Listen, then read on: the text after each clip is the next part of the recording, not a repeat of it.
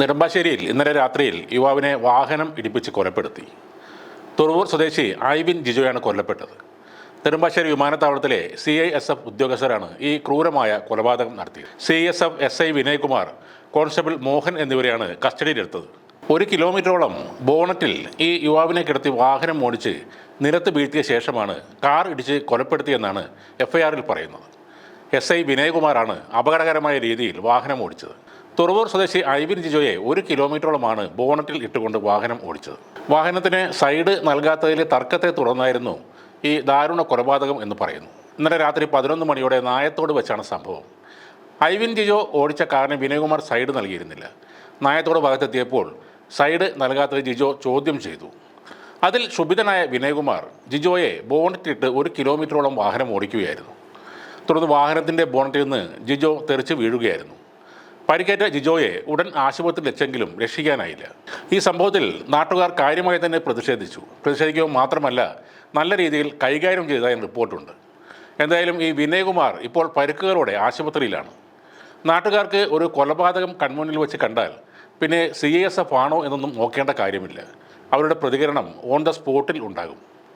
മുന്നോട്ടെടുത്ത കാറിടിച്ച് ബോണറ്റിലേക്ക് വീണ ഐവിനെ കുറച്ചു ദൂരം വലിച്ചിഴച്ചതായാണ് പോലീസ് സംശയിക്കുന്നത്. തുടർന്ന് താഴേക്ക് വീണ് ഐവിന് ഗുരുതരമായി പരിക്കേറ്റതുമായാണ് പോലീസിന് ലഭിക്കുന്ന വിവരം. വിമാനത്താവളത്തിനടുത്തുള്ളൊരു വലിയ ഹോട്ടലിലെ ഷെഫാണ് ഐവിൻ. ജോലി കഴിഞ്ഞ് രാത്രിയിൽ തിരികെ പോകുന്നതിനിടെയാണ് സംഭവമുണ്ടായത്. വഴിയിൽ ഐവിനും CISF ഉദ്യോഗസ്ഥരും തമ്മിൽ തർക്കിക്കുന്നത് കണ്ടതായി ചില നാട്ടുകാർ പറയുന്നുണ്ട്.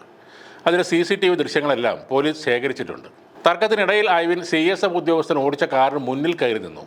എന്നാൽ അത് കൂട്ടാക്കാതെ വിനയകുമാർ കാർ മുന്നേറ്റെടുത്തതായാണ് പോലീസിൻ്റെ പ്രാഥമിക നിഗമനം.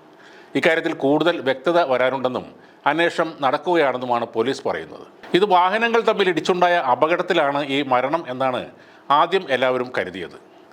എന്നാൽ ചില ദൃക്സാക്ഷികളുടെ മൊഴികളുടെയും CCTV ദൃശ്യങ്ങളുടെയും അടിസ്ഥാനത്തിൽ ഐവിൻ്റെ മരണം മനഃപൂർവ്വം കാറിടിപ്പിച്ചുള്ള കൊലപാതകമാണെന്ന് കണ്ടെത്തുകയായിരുന്നു.